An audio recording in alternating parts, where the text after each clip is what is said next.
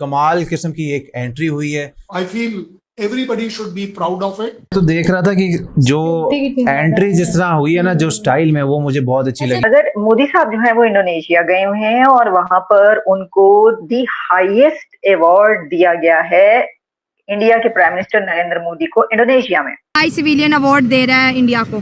इसके लिए इंडिया को मुबारकबाद पेश करता हूं, मोदी जी को भी, तो उनकी पब्लिक को भी, और खुशकिस्मत है वो लोग जिनको मोदी मिला हुआ है। Everybody should be proud of it कि कहीं पर भी अगर इंडिया को अवार्ड दिया जा रहा है तो दुनिया उसे एक्नॉलेज करती है। I think Pakistan can also learn from that. लेकिन दूसरी तरफ आपने देखा कि पिछले दिनों लंदन की सड़कों पर पाकिस्तानी और कश्मीरी जो हैं वो निकले और उन्होंने पाकिस्तान की जो हुकूमत है उसके खिलाफ नारे लगाए और उस पर तनकीद की। भारत में जम्मू कश्मीर के अंदर जो है इसके ऊपर एक कह लीजिए कि फर्द जुर्म आयद की गई है। हाफिज सईद के ऊपर जो है एक तरह की पिटीशन जो है वो दायर की गई है।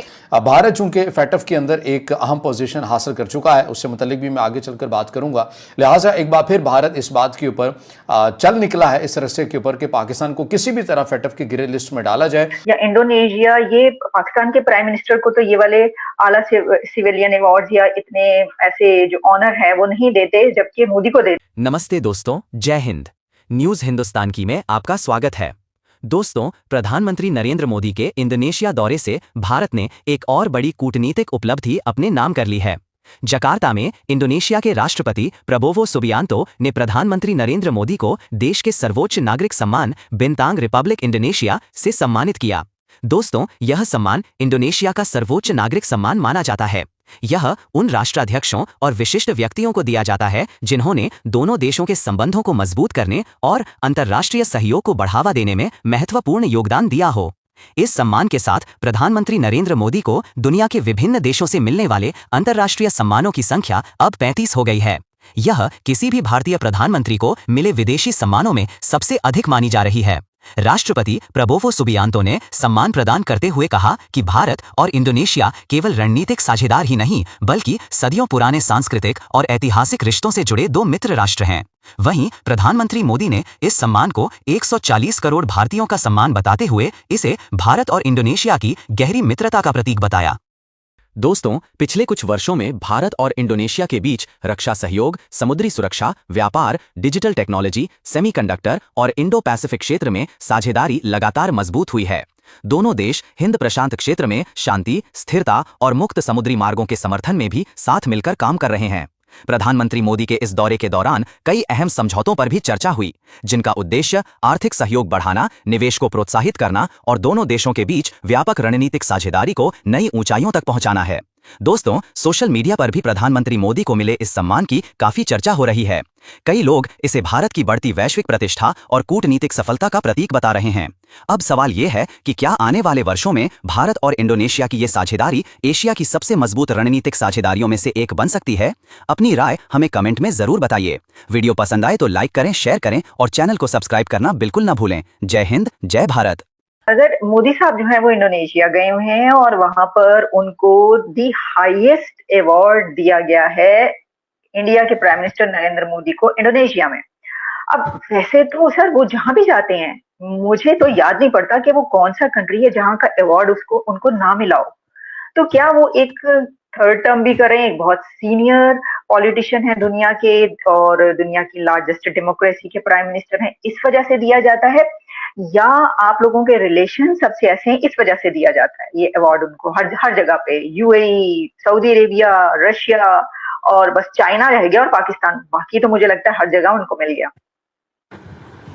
मानिएगा मेरी बात, एक दिन ये कंट्रीज भी रियलाइज करेंगे कि इंडिया के साथ एक अच्छा रिलेशन रखना, इंडिया को एनकरेज करना, इंडिया को अपने साथ चलाना हमेशा फायदेमंद है। दुनिया में डिप्लोमेसी में मैं बड़े सीधे शब्दों में कहूंगा, there are no permanent friends, however there are no permanent enemies also. अगर आप मोटे तौर पर देखें तो ये ईरान वही वाला ईरान है जो यूएस के बड़ा क्लोज होता था। ये वही ईरान है जो इजराइल के क्लोज होता था। अगर आप 1979 से पहले का रिलेशन देखें तो दे वर द क्लोजेस्ट एलाइज, जिसको मैं कह सकता हूं। इवन टू द एक्सटेंट ऐसा माना जाता है कि जो न्यूक्लियर पार्ट, जो इलेक्ट्रिकल पार्ट के लिए है एनर्जी के तौर पर, that was supported by US in Iraq. ये एक अलग बात है कि रिलेशन खराब हो गए, बड़ी प्रॉब्लम्स आ गई। तो मुझे नहीं लगता कि सिवाय टेररिज्म के और क्या है मुद्दा हमारे बीच में। प्रॉब्लम सिर्फ ये है कि हो सकता है कि पाकिस्तान की तकलीफ ये है कि पाकिस्तान ने और या पाकिस्तान में एक नफरत फैलाई जाती है, और उस नफरत के वजह से पाकिस्तान अपना इस्लाम को so called Indian so called Hinduism से अलग समझता है, जबकि जब तक 1947 में हिंदू और मुसलमान एक थे तब तो ये प्रॉब्लम नहीं थी। We were part of the same one. So इसलिए मैं ये जरूर कहूंगा कि awards are never given to a individual, awards are always given to a country. आप उस कंट्री को ऑनर कर रहे हैं, उस कंट्री के कंट्रीब्यूशंस को ऑनर कर रहे हैं। उस कंट्री को अगर लीड एक प्राइम मिनिस्टर करता है और अगर उस प्राइम मिनिस्टर का नाम मोदी है तो वेल आप उसी को तो करेंगे ऑनर, और किसे करेंगे। So I feel everybody should be proud of it कि कहीं पर भी अगर इंडिया को अवार्ड दिया जा रहा है, दैट मीन्स इंडिया की जो कुछ सही चीजें हैं, गलत भी हो सकती हैं, बट सही चीजें अगर कोई भी करता है तो दुनिया उसे एक्नॉलेज करती है। I think Pakistan can also learn from that.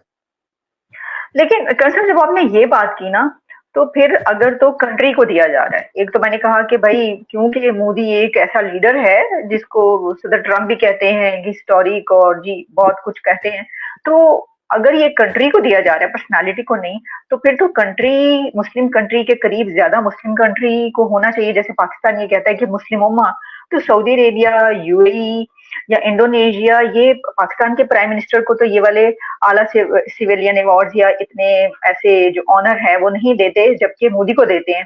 तो इंडिया जो है वो तो एक मुस्लिम मेजॉरिटी कंट्री भी नहीं है। अगर उसका सीधे बात देख लें तो कम से कम आपसे ज्यादा तो मुसलमान मैं हूं, आपकी कंट्री से ज्यादा मुसलमान तो मेरे पास हैं। तो मैं किसी भी तरह से अगर एक नैरो कंसिडरेशन में देखें कि सिर्फ मुसलमान मुसलमान को देगा, तो मेरे पास तो आपसे ज्यादा मुसलमान है, तो मैं आपसे ज्यादा एलिजिबल हूं as far as world is concern. But एक स्टेप और आगे चले जाते हैं। मुझे लगता है कंट्रीज जो है कहीं ना कहीं किसी ना किसी लेवल पर आकर इन चीजों को बैलेंस आउट करते हैं कि अपने आप में सिर्फ religion cannot be the criteria for award. क्योंकि अगर ऐसा होता तो मैं आपको एग्जांपल दे रहा हूं कि पोप साहब को दुनिया की ज्यादातर कंट्रीज अवार्ड दे देती, लेकिन पोप साहब क्रिश्चियनिटी के वो सो कॉल्ड हेड है। सो ऑटोमेटिकली मैं आपकी बात को सो कॉल्ड न्यूट्रलाइज कर रहा हूं कि मुस्लिम कंट्रीज ये जरूर जानती हैं कि India is not anti Muslim, पहली बात। दूसरी बात, इंडिया के कैरेक्टर में आज तक कभी नहीं दिखा कि we are on a genocide on Muslim, we are on a anti Muslim theme. Anti Muslim theme दिख जाए वो एक अलग बात है, बट इंडिया की पॉलिसी कभी भी एंटी मुस्लिम नहीं रही है और ना ही रह पाएगी। क्योंकि मेरे अगर पिछले 50 साल के रेजिमेंट के लोग, मेरे दोस्त, मेरे सोशल फ्रेंड्स अगर मुसलमान हैं, तो मुझे लगता है कम से कम 50 साल और लगेगा कि if I have to hate that, and I find no reason, मेरे पास कोई रीजन नहीं है कि मैं किसी मुस्लिम को हेट क्यों